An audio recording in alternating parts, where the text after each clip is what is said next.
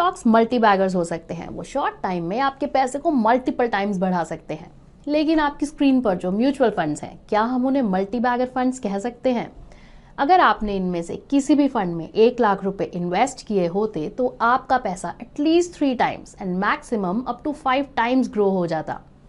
आपकी स्क्रीन पर इन 33 इक्विटी म्यूचुअल फंड्स ने लास्ट 5 इयर्स में 25% से ज्यादा के रिटर्न्स दिए हैं।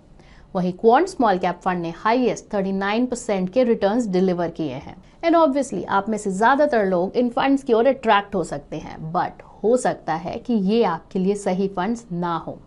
But why am I saying that? Well, हम इस वीडियो में इसे ही डिस्कस करने वाले हैं। मैसिव रिटर्न्स के बावजूद इनसे दूर रहना आपके लिए बेहतर हो सकता है।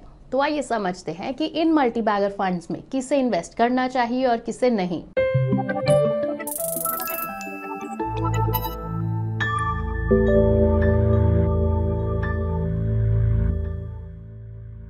ईटी मनी हिंदी में आपका स्वागत है। लेकिन स्टार्ट करने से पहले हमारे 2 और यूट्यूब चैनल्स के बारे में बात करते हैं। आप इस वीडियो को हमारे हिंदी चैनल पर देख रहे हैं। इसके अलावा हमारा एक इंग्लिश चैनल भी है, जहां आप हमारे सभी वीडियोस इंग्लिश में देख सकते हैं। और हमारा एक चैनल इन्वेस्टिंग बिगिनर्स के लिए भी है, इसका नाम 5 मिनट फाइनेंस है। तो अगर आप इन्वेस्ट करने के फंडामेंटल सीखना चाहते हैं तो ये चैनल आपके लिए है। आप इन दोनों चैनल्स के लिंक डिस्क्रिप्शन में पा सकते हैं। अब अगर आपने इन फंड्स को देखा है तो इनमें से ज्यादातर स्मॉल कैप और मिड कैप फंड्स हैं। मिड कैप फंड्स वो होते हैं जो साइज के हिसाब से 101 एंड 250 रैंक करने वाले स्टॉक्स में इन्वेस्ट करते हैं। और जो फंड्स 251 और इसके नीचे रैंक करने वाले स्टॉक्स में इन्वेस्ट करते हैं उन्हें स्मॉल कैप फंड्स कहा जाता है। ये फंड्स राइज भी बहुत जल्दी करते हैं और गिरते भी जल्दी है। ये लार्ज कैप फंड्स के कंपैरिजन में ज्यादा वॉलेटाइल हैं, जो इंडिया की बिगेस्ट कंपनीज में इन्वेस्ट करते हैं। और फ्लेक्सी कैप फंड्स जो large, mid and small companies के मिक्स में इन्वेस्ट करते हैं। Mid and small cap funds उन सोफिस्टिकेटेड इन्वेस्टर्स के लिए है जो इन फंड्स में इन्वेस्ट करने के रिस्क को समझते हैं। हालांकि अगर आपकी रिस्क प्रोफाइल इन फंड्स की रिस्क प्रोफाइल से मैच नहीं करती है तो ये फंड्स आपके लिए बेस्ट चॉइस नहीं हो सकते। अब आपका रिस्क प्रोफाइल क्या है, आपको कैसे पता चलेगा? वेल, आप ईटी मनी ऐप पर इन्वेस्टर पर्सनालिटी असेसमेंट के कुछ क्वेश्चंस के आंसर्स देकर इसे आसानी से पा सकते हैं। ये टेस्ट ना सिर्फ आपको आपकी रिस्क टेकिंग एबिलिटीज के बारे में बताता है, बल्कि सूटेबल इन्वेस्टमेंट्स के जरिए आपको गाइड भी करता है। इसलिए जब आप इन फंड्स में इन्वेस्ट करने के लिए टेम्प्टेड हो तो पहले इन्वेस्टर पर्सनालिटी असेसमेंट लेना ना भूलें। इससे आपके पोर्टफोलियो में कोई भी अनवांटेड इन्वेस्टमेंट्स नहीं रहेंगे। अब ये बहुत कॉमन मिस्टेक है जिसे ज्यादातर इन्वेस्टर्स करते हैं। वो उन फंड्स को चेज करते हैं जिन्होंने रीसेंट पास्ट में हाई रिटर्न्स डिलीवर किए हैं। बिहेवियरल साइंस में इसे रीसेंसी बायस कहा जाता है। रीसेंसी बायस के चलते इन्वेस्टर्स फंड्स के लॉन्ग टर्म परफॉर्मेंस ट्रेंड को देखने के बजाय शॉर्ट टर्म में रीसेंट परफॉर्मेंस से इंस्पायर हो जाते हैं। ऐसा हो सकता है कि जो फंड इस समय चार्ट्स में टॉप पर है उसकी परफॉर्मेंस हिस्ट्री अच्छी ना हो, इसीलिए किसी फंड के ट्रेलिंग रिटर्न्स के बेसिस पर उसमें इन्वेस्ट करने से बचना चाहिए।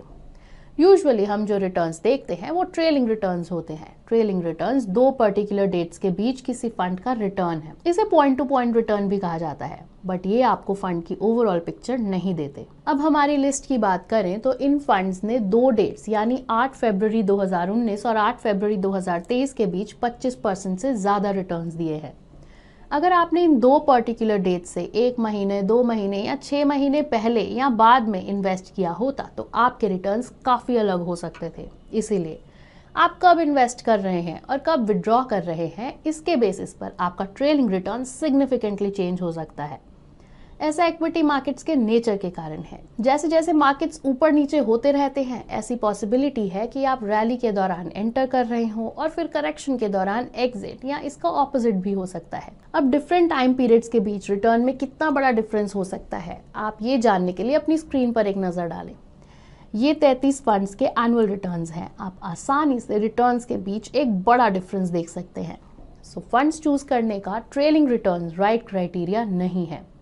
तो अच्छे फंड सेलेक्ट करने का वे आउट क्या है? वेल, आपको रोलिंग रिटर्न्स कंसिडर करने होंगे। रोलिंग रिटर्न से मिलती है right picture. Imagine this, suppose आप किसी फंड में 5 साल के लिए इन्वेस्ट करना चाहते हैं, लेकिन इन्वेस्ट करने से पहले आप ये चेक करना चाहेंगे कि फंड ने सभी 5 ईयर पीरियड्स में किस तरह परफॉर्म किया है जो लास्ट 10 ईयर्स में हो सकते हैं, यानी 2014 और 2023 के बीच। So what you'll have to do is 1 जनवरी 2014 इन्वेस्टमेंट डेट मानकर 5 ईयर रिटर्न को कैलकुलेट करना होगा। इसी तरह 2 जनवरी 2014 से शुरू होने वाले 5 ईयर रिटर्न्स का पता लगाएं एंड सिमिलरली सिलेक्टेड 10 ईयर्स के बीच लास्ट 5 ईयर पीरियड तक, जो जनवरी 1 2019 से 31 दिसंबर 2023 तक है, उसके रिटर्न्स निकालें। ये आपको 2014 से 2023 के बीच 10 ईयर पीरियड के दौरान किसी भी दिन 5 ईयर्स के लिए इन्वेस्ट किए गए रिटर्न्स का स्प्रेड दिखाएगा। अब इन रिटर्न्स का एक एवरेज लीजिए। ये एवरेज फंड का रोलिंग रिटर्न कहलाता है। तो रोलिंग रिटर्न ट्रेलिंग रिटर्न्स को डेली बेसिस पर कैलकुलेट करने की तरह है और फिर उस सीरीज का एवरेज ले लीजिए। रोलिंग रिटर्न ये जानने के लिए काफ़ी यूजफुल मेट्रिक है कि किसी फंड ने एक पर्टिकुलर पीरियड में कितना कंसिस्टेंटली परफॉर्म किया है। अब कुछ लोग आर्ग्यू करेंगे कि हिस्टोरिकल रिटर्न शायद फ्यूचर में ना रिपीट हो, लेकिन अगर आपने स्कूल में प्रोबेबिलिटी का चैप्टर ध्यान से पढ़ा होगा तो आप समझ जाएंगे कि रोलिंग रिटर्न्स के सैंपल साइज से आपको एक फेयर आइडिया मिलता है कि आप उस पर्टिकुलर फंड से क्या एक्सपेक्ट कर सकते हैं। वैसे तो ये काफ़ी यूजफुल कॉन्सेप्ट है, लेकिन अगर कैलकुलेशंस खुद करनी पड़े तो it can be daunting. Well, आप कैलकुलेशंस की चिंता ना करें, we have done it for you already. हमने across categories consistently best performing funds की लिस्ट तैयार की है ताकि आप रीसेंट आउट परफॉर्मेंस से इन्फ्लुएंस ना होकर उन फंड्स को चुनें जिन्होंने लॉन्ग टर्म में सभी टाइम पीरियड्स में अच्छा परफॉर्म किया है। आपको इनका लिंक डिस्क्रिप्शन में मिल जाएगा और आप ज़्यादा कंटेंट के लिए हमारा चैनल भी एक्सप्लोर कर सकते हैं। Now to give you some context, हमने best funds ET money ranking के बेसिस पर पिक किए हैं, जो टोटली फंड के रोलिंग रिटर्न्स पर बेस्ड है। रिटर्न्स के अलावा हमने इन फंड्स को रैंक करते समय डाउनसाइड प्रोटेक्शन को भी कंसिडर किया है। तो जिन फंड्स ने वॉलेटिलिटी से अच्छा प्रोटेक्शन दिया है उन्हें हायर रैंक मिला है। तो इन बेस्ट फंड्स के अलावा अगर आपके मन में कोई और फंड है, आप ईटी मनी ऐप पर जाकर उसका रैंक चेक कर सकते हैं, वो भी एब्सोल्युटली फ्री।